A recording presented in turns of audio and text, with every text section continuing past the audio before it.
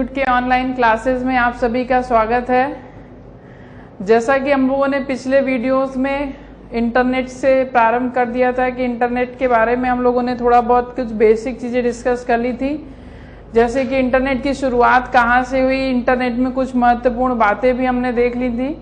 फिर हम लोगों ने डिस्कस आगे ये इस टॉपिक पे लास्ट किया था कि हम लोग डिस्कस करेंगे कि वो कौन से इम्पॉर्टेंट चीज़ें हैं इंटरनेट के बारे में जिनसे संबंधित क्वेश्चंस किए जा सकते हैं। तो आइए स्टार्ट करते हैं, इसी श्रृंखला में आगे चलते हैं और इंटरनेट से संबंधित पहला टॉपिक स्टार्ट करते हैं, जिसमें हम लोग डिस्कस करेंगे कि ब्राउज़र के बारे में।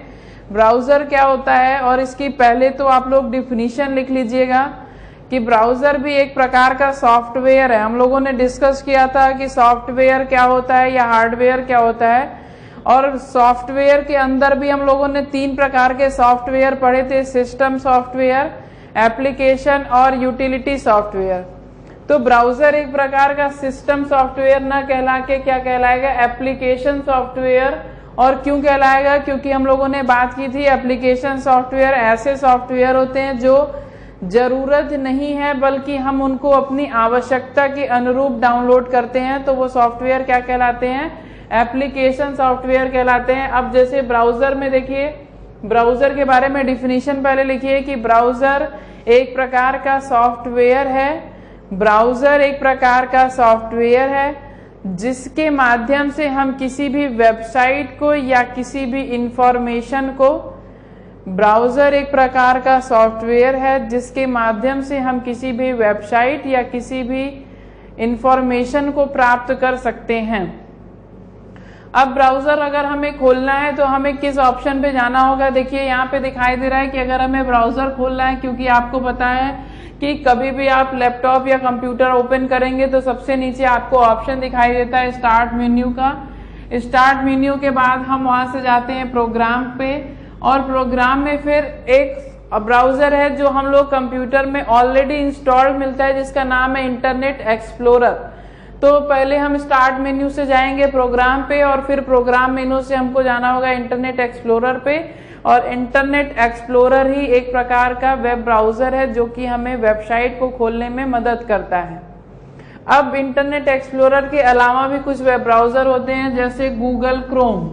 गूगल क्रोम भी हम लोग बहुत यूज़ करते हैं। गूगल क्रोम के साथ साथ Mozilla Firefox, opera mini, UC browser और भी कई वेब ब्राउज़र हैं जिनकी मदद से हम लोग क्या करते हैं, वेबसाइट या कोई भी इंफॉर्मेशन सर्च करते हैं।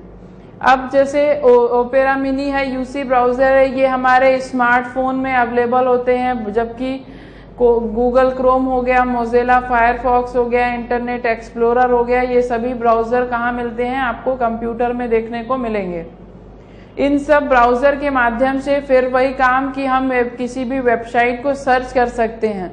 बट तब क्या होगा जब हमें वेबसाइट के बारे में न पता हो। जैसे कोई चीज़ है, प्रयागराज है, इनके बारे में हमें सर्च करना है कि प्रयागराज में कौन सी ऑफिस कहाँ पे है, या प्रयागराज की हिस्ट्री क्या है, हमें कुछ ऐसा प्रयागराज के बारे में देखना हो, या कोई भी ऐसा टॉपिक जिनकी इंफॉर्मेशन हमें न पता हो।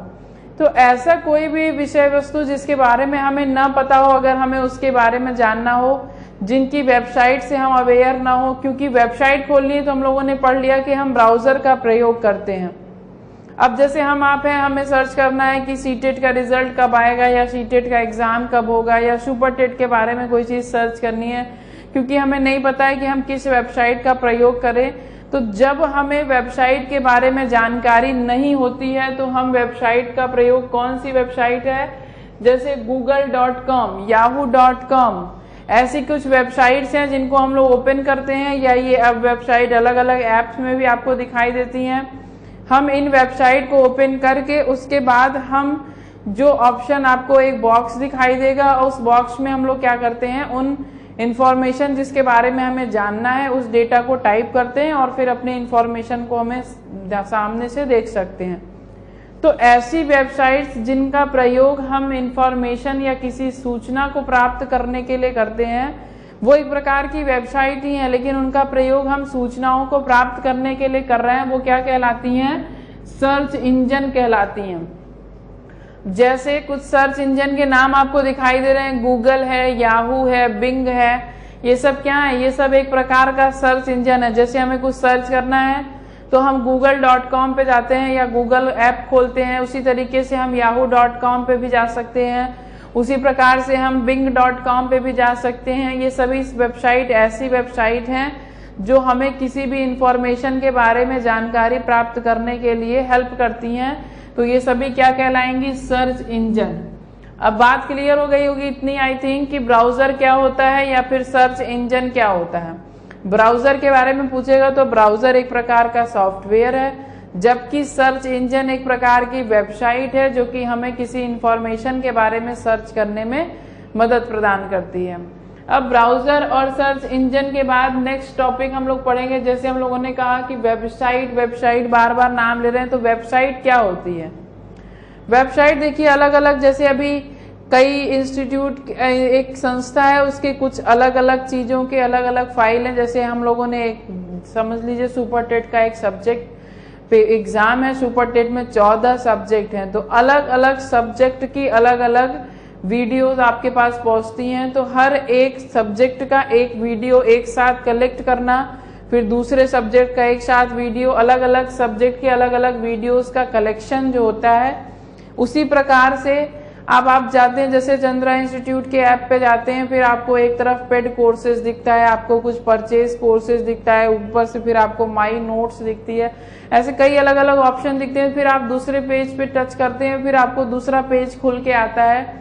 तो कई अलग अलग वेबसाइट में जब आप जाएंगे तो आपको कई वेब पेज दिखते हैं। वेब पेज अलग अलग पेजों को ही, इंटरनेट के माध्यम से खुलने वाले अलग अलग वेब पेजों को ही क्या कहते हैं, एक साथ अगर कलेक्ट कर दिया जाए तो उसी को क्या कहते हैं, वेबसाइट कहते हैं। अब अगर डायरेक्ट डिफिनीशन की बात की जाए तो वेबसाइट क्या होती है, तो विभिन्न प्रकार के वेब पेजों का संकलन वेबसाइट कहलाता है। अर्थात विभिन्न प्रकार के वेब पेज, जैसे एग्जाम्पल के तौर पे समझिएगा, जैसे हम लोग खोल रहे हैं, मान लीजिए सरकारीरिजल्ट.com, हमें खोलना है सरकारीरिजल्ट.com, तो हम लोगों ने डाला, ऊपर ब्राउजर पे गए और हमने डाला सरकारीरिजल्ट.com। जैसे हम सरकारीरिजल्ट.com पे गएंगे तो आपके पास ऑप्शन होगा, एक ऑप्शन आपको दिखाई देगा जहां पे आपको दिखा रहता है रिजल्ट, फिर दूसरा ऑप्शन आपको दिखाई देगा, यहाँ पे लिखा रहेगा एडमिट कार्ड, फिर आपको तीसरा आपको दिखाई देगा, उस पर लिखा रहेगा नोटिफिकेशंस। ऐसे करके आपको अलग अलग, अब आपको रिजल्ट में 4, 5, 10, 15 ऑप्शन दिखाई दे रहे हैं, आपको ये रिजल्ट चेक करना है। तो आप जैसे इस पे टच करेंगे तुरंत एक नया पेज खुल के आएगा, फिर आपको ये एक नया पेज खुल के आया, फिर आपको ऑप्शन दिखाई दे रहे हैं कि आप लॉगिन करिए, किस तरीके से लॉगिन कर सकते हैं। तो आपको यहाँ पे आपने टच किया तो फिर एक तीसरा पेज खुल के आया।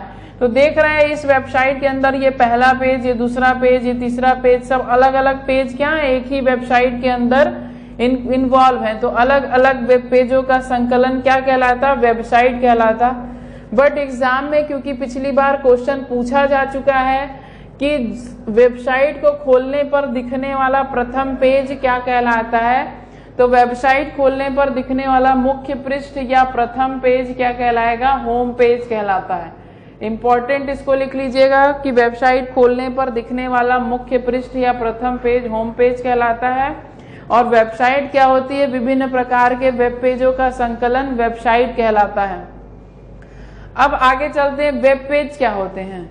अब वेब पेज के बारे में भी यहाँ पे क्लियर हो गया कि वेब पेज क्या होते हैं। वेबसाइट के बाद जो हम लोग अलग अलग विभिन्न पेजों पे जाते हैं, क्योंकि वो इंटरनेट के माध्यम से प्रयोग किए जा रहे हैं, इंटरनेट जहां भी प्रयोग किया जाएगा वहां पे आपको इलेक्ट्रॉनिक या वेबसाइट या वेब ऐसे कुछ वर्ड्स दिखेंगे।